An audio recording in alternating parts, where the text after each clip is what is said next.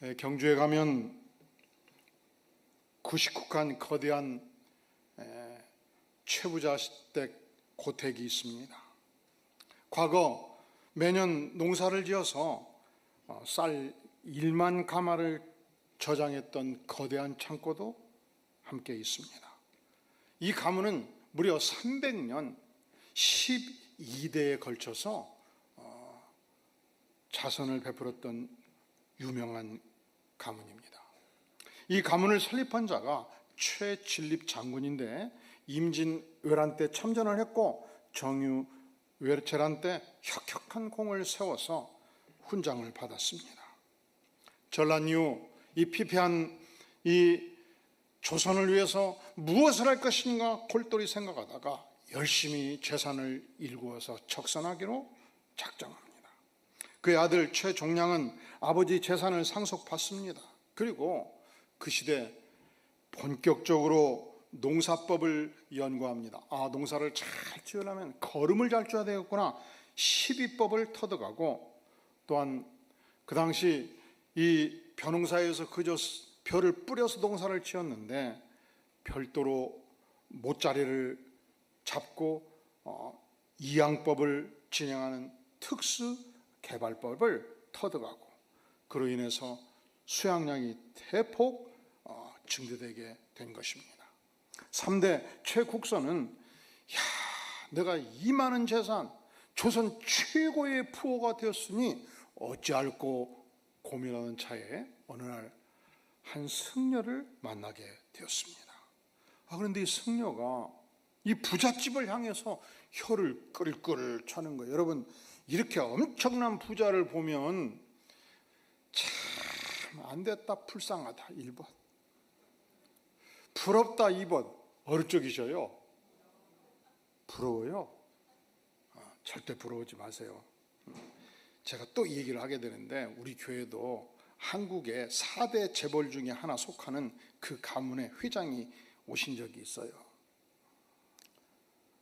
그런데 너무 돈이 많으면 내가 이끌어가는 기업의 간부들을 쥐고 흔들다 보니까 인생이 피폐하기가 쉽고 권력에 함몰되기가 쉬운 것입니다. 그런데 한 승려가 혀를 끌끌 차니까 너무 충격을 받은 거예요. 그래서 사랑방에 청중하게 모셔가지고 한 말씀 부탁을 드렸어요. 그랬더니 승려가 하는 말씀, 재물은 마치 거름과 같습니다. 재물을 나누면 세상을 이롭게 하고 재물을 움켜쥐면 썩은 내가 세상을 진동하게 되는 것입니다. 맞아요, 틀려요? 맞아요, 틀려요? 맞기는 맞는데 왜 아멘을 못 하셔요? 그 다음이 두려우셔요? 그러니 열심히 교회에 바치고 나누어라, 이 말이 두려우셔요? 그런데 최국선은 이 승려의 말을 가슴에 아로 새긴 것입니다. 그날 밤 골똘히 생각하고 앞으로 자자손손 이 법을 지켜라, 최부자 가훈을 크게 써서 안방 머리맡에 붙여 두었고, 그리하여 무려 300년 12대의 부자를 유지하게 된 것입니다. 1번, 과거를 보되 진사 이상 벼슬을 하지 말라. 원래 그래요. 자금이 많으면 어떻게든지 자식들을 교육시켜가지고 영의정 자의정, 그래서 권력과 자금을 함께 쥐고자 하지 않겠습니까? 절대로 권력을 탐하지 말라. 2번째, 재산은 만석 이상 모으지 말라. 이미 만석을 모았습니다. 더 이상 모으지 말아라. 탐욕을 경계한 것입니다. 3번째, 흉년에는 땅을 사지 말라. 흉년의 문제가 무엇입니까? 그저 5마지기 10마지기 농사를 짓던 사람들이 흉년이 되어서 농사가 안 지어지면 자식들이 굶지 않겠습니까? 당장 1년을 버텨야 되고 6개월을 버텨야 되니까 한 마지기 팔 때 쌀 20가마였습니다. 그런데 어떡합니까? 자식을 먹여 살려야 되니까 쌀 2가마 새가마 죽어서 헐값에 팔아 넘기지 않겠습니까? 그래서 이 땅의 모든 부자들은 불경기 때 엄청난 자금을 모으게 되는 것입니다. 그런데 흉년에는 절대로 땅을 사지 말라. 흉년에 가난한 자 땅을 사서 피눈물을 빼지 말라. 남의 불행을 나의 이권을 위해서 이용하지 말라. 네 번째, 과객을 후하게 대접하라. 그 시대는 몰락한 양반들이 여기저기 여행을 많이 했습니다. 가난한 자들이 여기저기 동냥을 많이 했습니다. 그래서 사랑채를 크게 짓고 30명, 50명, 100명 배고픈 자들이 모이면 마음껏 먹을 것을 공급하라는 것입니다. 다섯 번째, 사방백리에 굶어 죽는 자 없게 하라. 백리면 40km거든요. 사방 40km면요 약 30개 면에 해당이 돼요. 이 30개 면에서 굶는 자들이 없게 하라. 다 풀어서 먹여 살려라. 여러분, 전국이 면이 몇 개인 줄 아셔요? 1171개 면이에요. 그러니까 최부자와 같이 생각하는 자가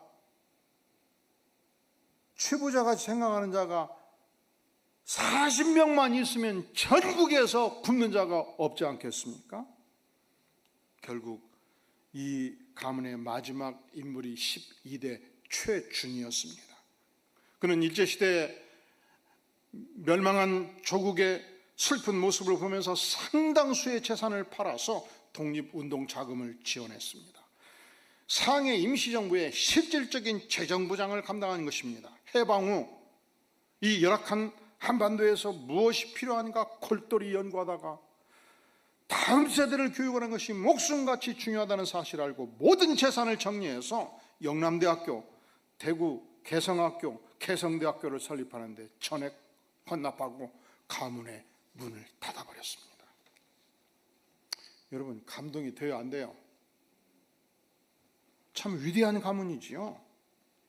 여러분이 만약에 이 가문에 속한 후손이라면 어깨가 으쓱하지 않겠어요? 참 하나님이 나에게 위대한 조상들 주셨다 생각하지 않겠어요?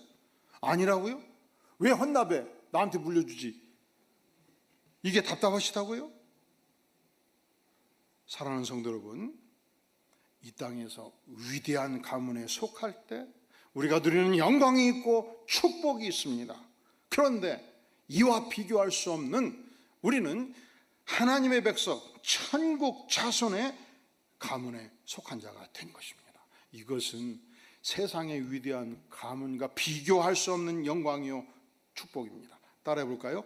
천국 백성은 지상 최대의 축복입니다.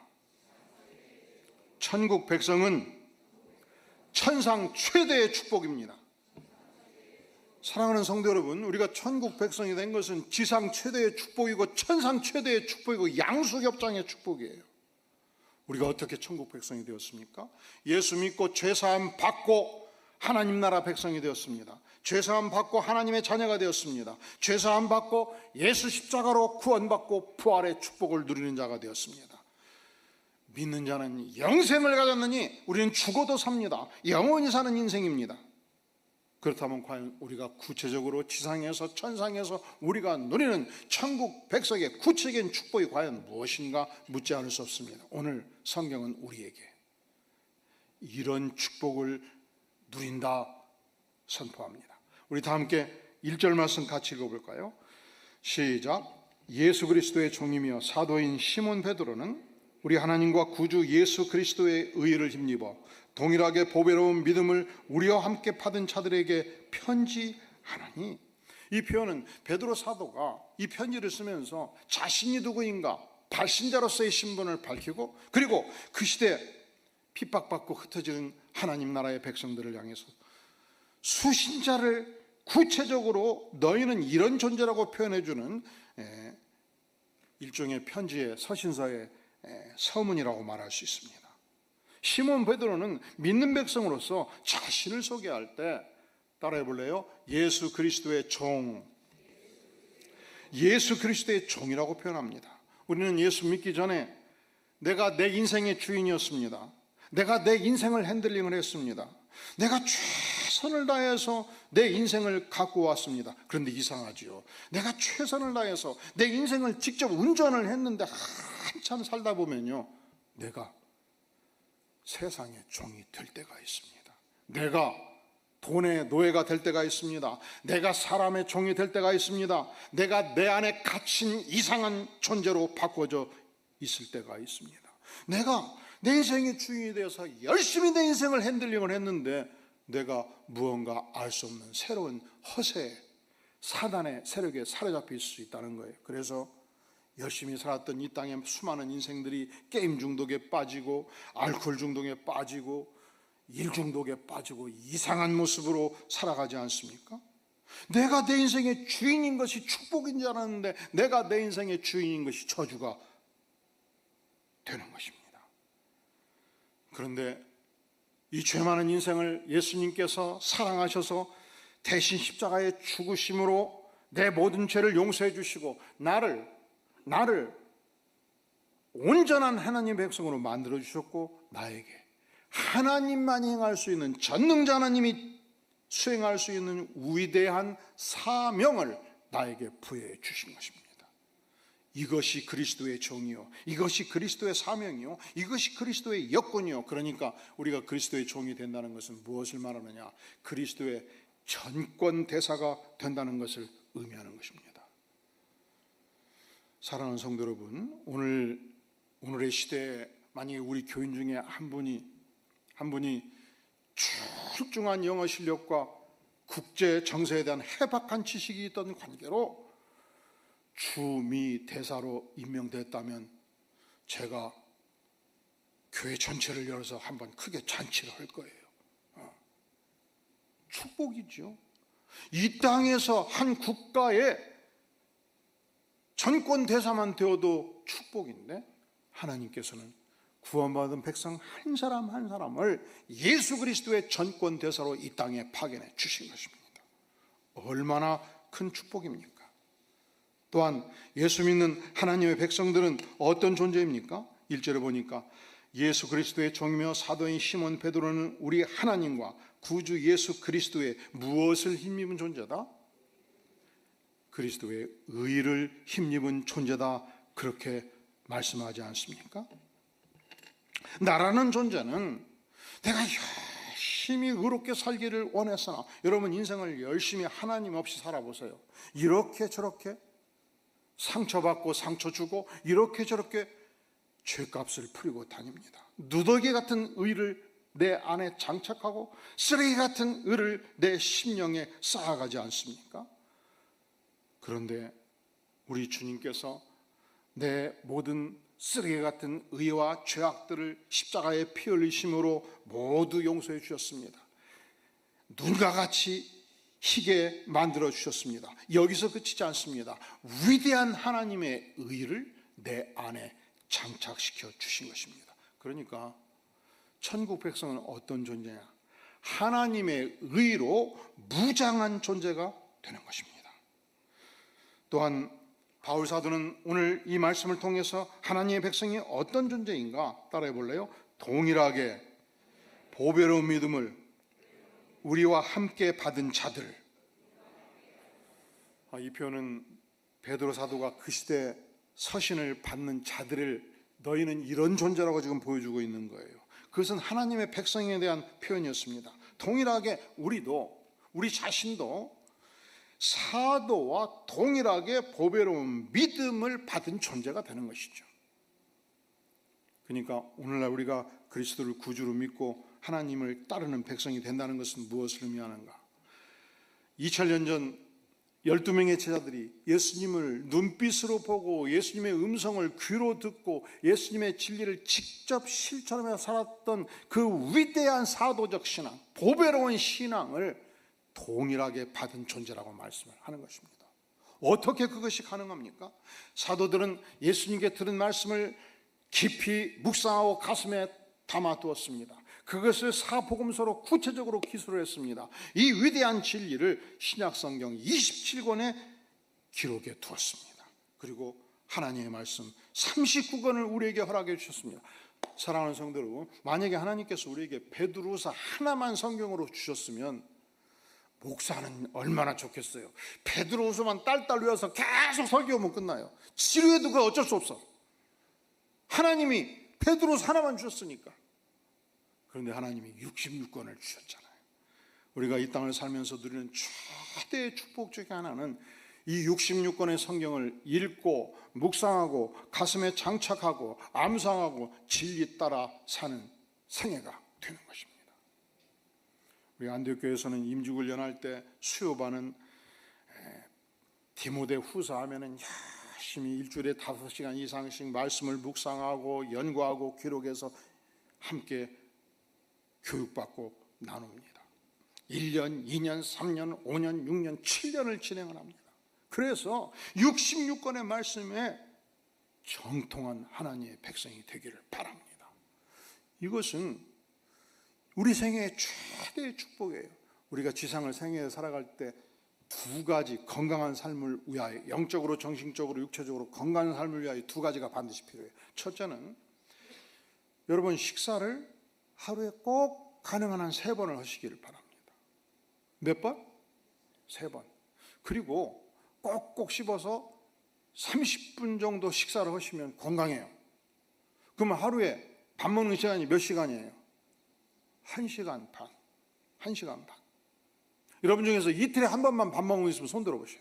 나는 이틀에 한 번만 밥 먹는다. 나는 3일에 한 번만 밥 먹는다. 한 분도 없잖아요. 2번째, 우리는 매일 하루에 30분, 1시간 이상 하나님의 말씀을 묵상하고 기도하는 삶을 사서 하나님과 교제가 필요한 것입니다.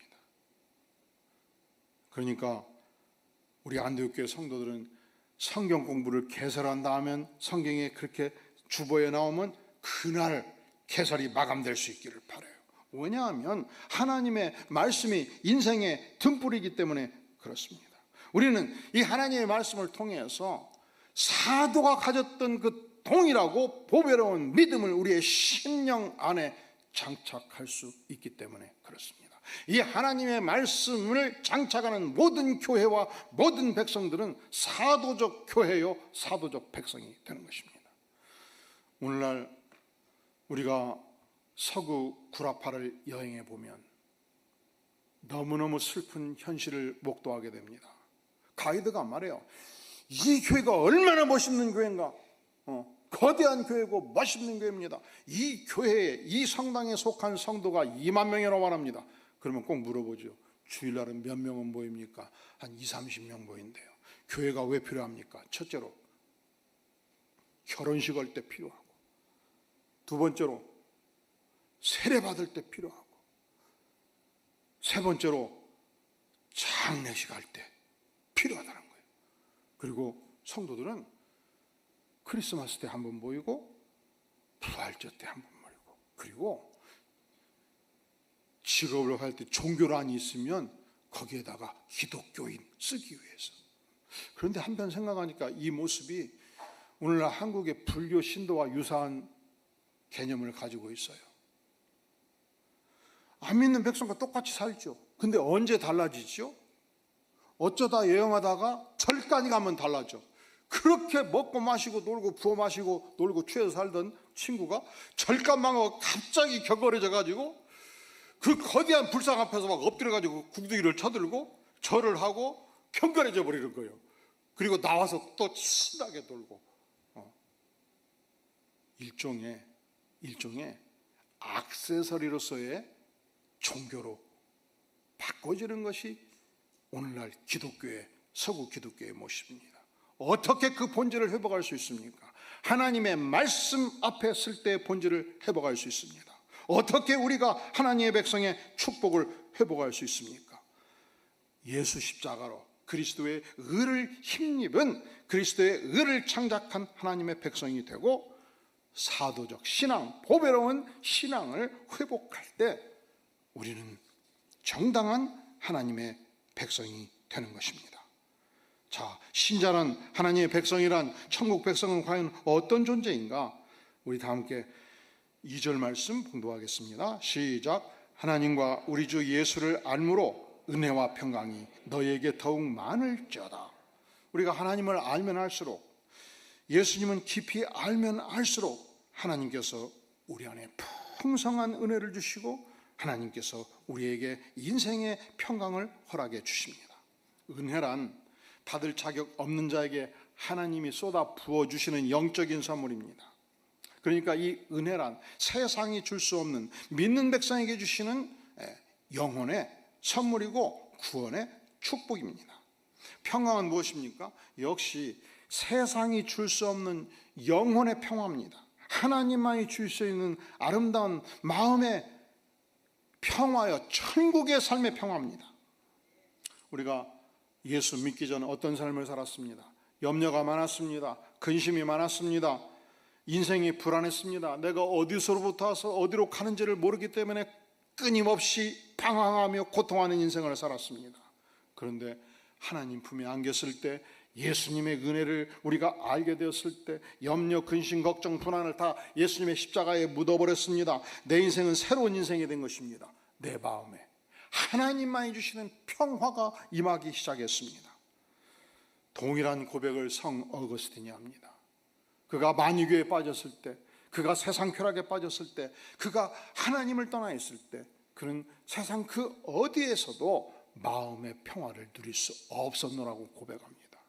그가 예수님을 만났을 때, 하나님 품 안에 안겼을 때 세상이 줄 수 없는 영원한 평화를 알게 되었노라고 신앙 고백하지 않습니까? 그러니까 우리가 은혜와 평강을 누리는 삶 자체가 하나님의 백성으로서 누리는 위대한 축복이 아니겠습니까? 따라해 볼까요? 나는 예수님의 전권대사입니다.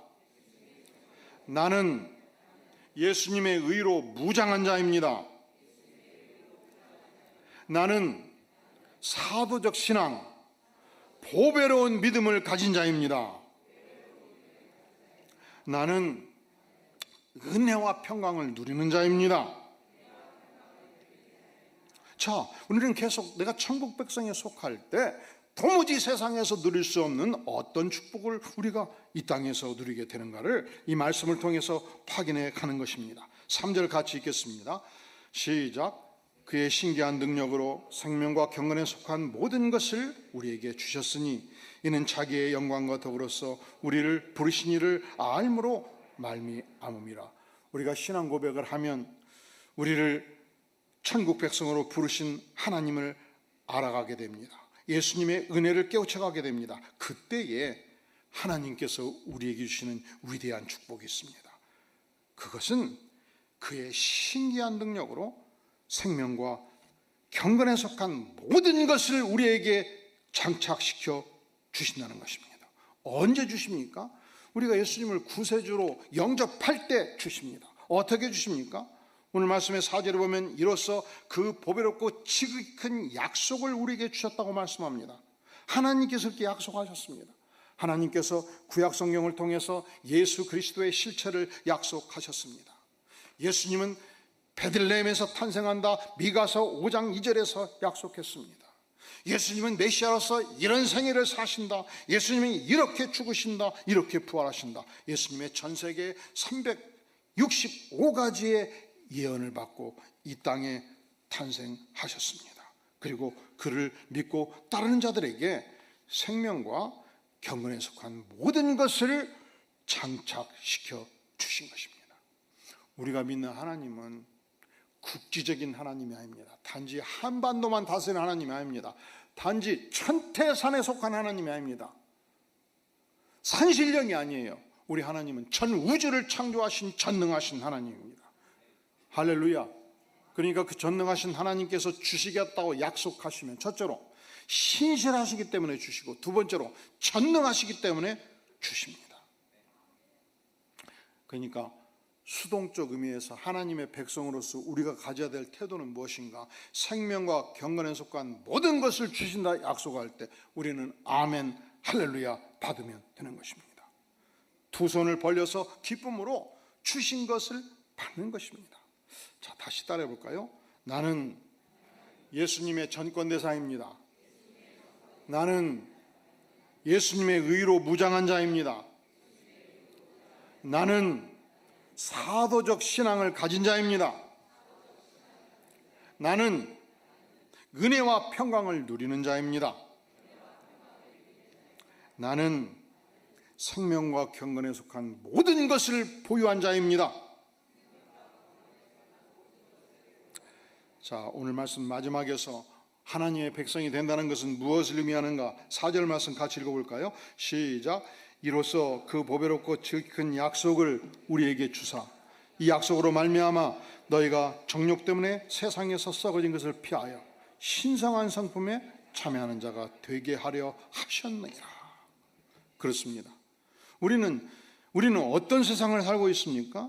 정욕 때문에 썩어질 세상을 살고 있습니다. 그런데 우리가 천상의 백성, 천국 백성이 된다는 것은 무엇을 의미하는가? 이 세상에서 썩어질 것을 피하여 신성한 성품, 하나님의 성품에 참여하는 자가 되었다는 것입니다.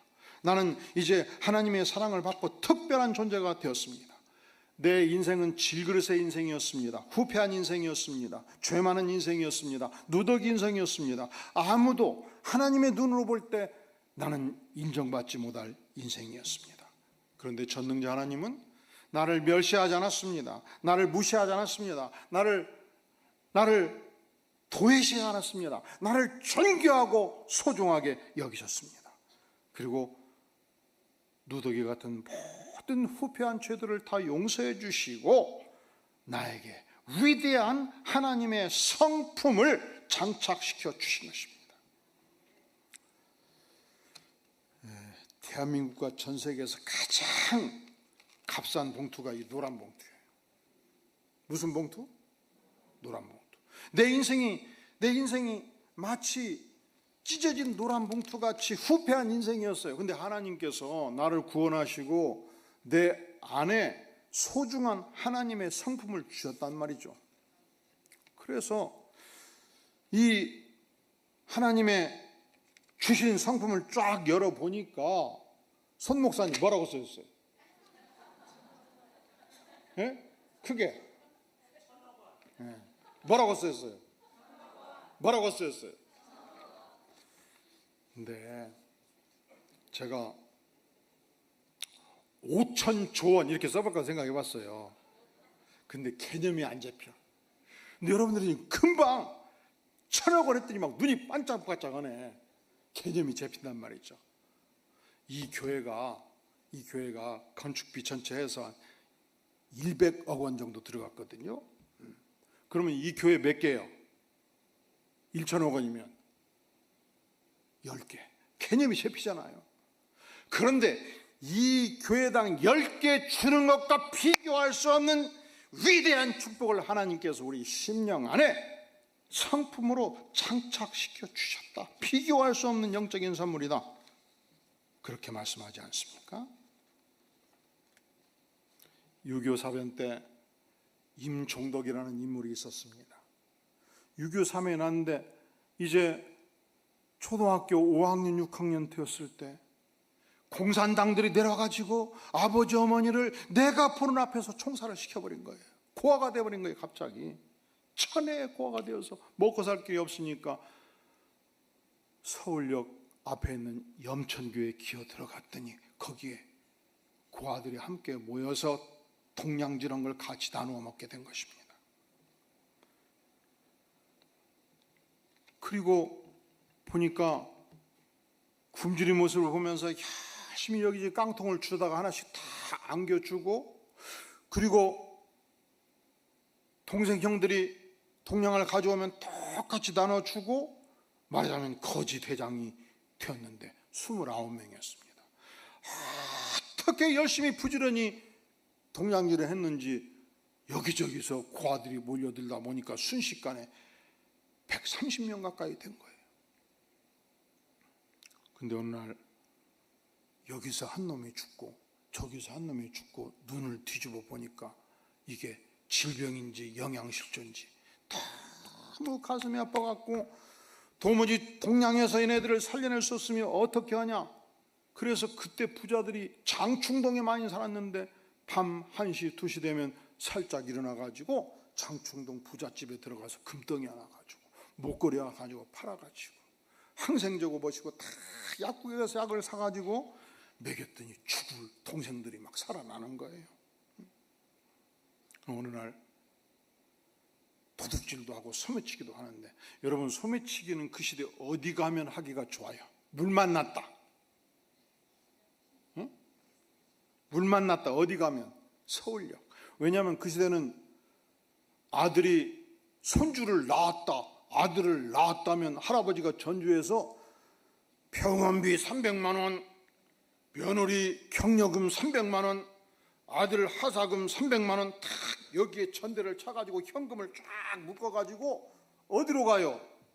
기차 타고 서울역으로 가. 그러니까 서울역을 무대로 어슬렁 거리는데 갑자기 번쩍번쩍하는 이쁜 사단이 쫙 들어온 거예요. 눈을 딱 봤더니 뒤트렁크가 열려있어요. 뒤트렁크를 봤더니 가방인데, 저건 달러 가방이다. 그래서 임종덕이 천성역으로 달려가서 가방 딱 주고 달리기 시작한 거예요. 이 차가 유명한 공군 대장 미군의 화이트 장군의 차였습니다. 그러니 옆에 있는 헌병들이 가만히 있겠습니까? 늑달같이 잡아왔습니다.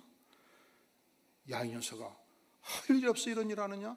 문제는 임종덕이 과거에 상당 기간 하우스보이를 한 적이 있기 때문에